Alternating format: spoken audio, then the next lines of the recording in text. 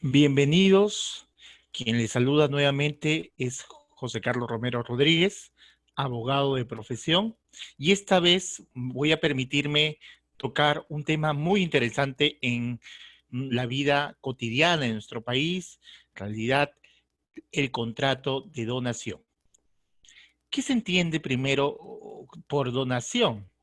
Es uno de los contratos más generosos que requiere ser analizado cuidadosamente, pues muchos no conocen los efectos del mismo, ya que al final esta donación puede ocasionar perjuicios en la familia, en el propio donatario o en el beneficiario. Entonces, ¿cómo el Código Civil señala o define a la donación como un contrato por el cual una de las partes, llamada donante, se obliga a transferir a la otra, llamada donataria, la propiedad de un bien en forma gratuita?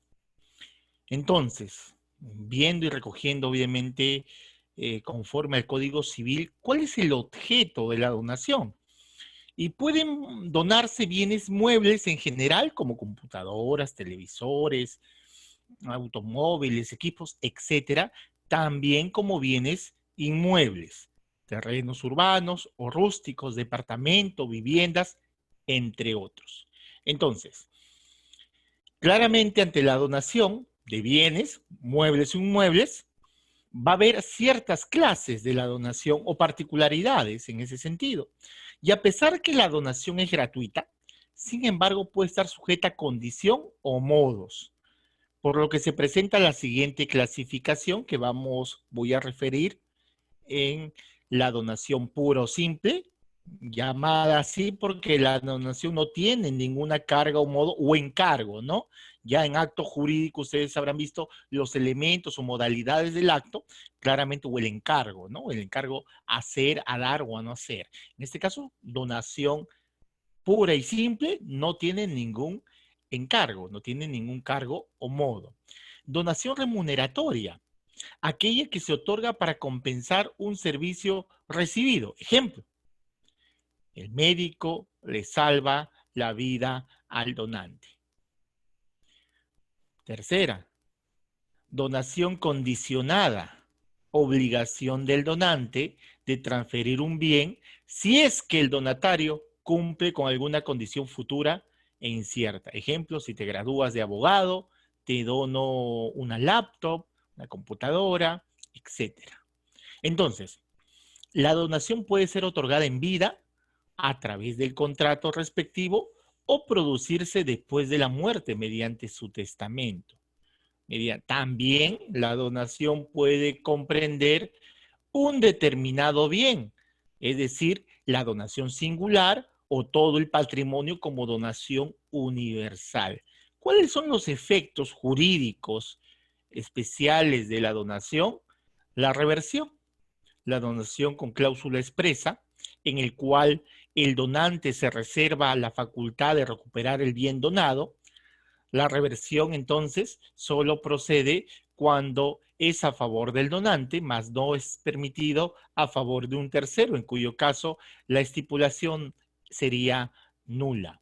Además, uno de los efectos también es la revocación, dejar sin efecto la donación por haber realizado el donatario en algunas de las cláusulas de indignidad para suceder o desideración que se establece.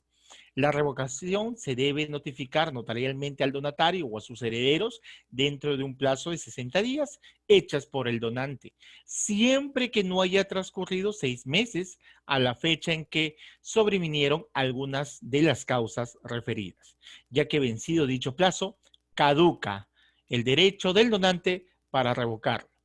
Y la caducidad entonces de la donación caduca automáticamente la donación si el donatario ocasiona intencionalidad la muerte del donante.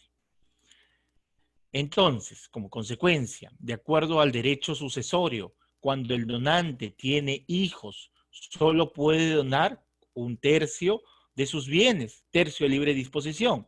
Si el donante no tiene hijos, ni cónyuge, ni padres, puede donar hasta el 50% de sus bienes, y si no tiene hijos, cónyuges ni ascendientes, entonces se le permite donar el 100% de sus bienes.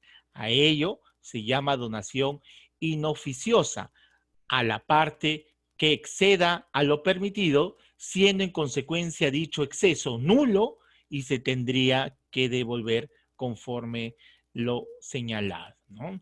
Para estos efectos se considera el valor del bien a la fecha de la muerte del donante.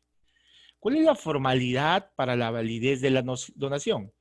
Los contratos pueden ser verbales cuando se traten de bienes muebles cuyo valor no excede el 25% de una OIT.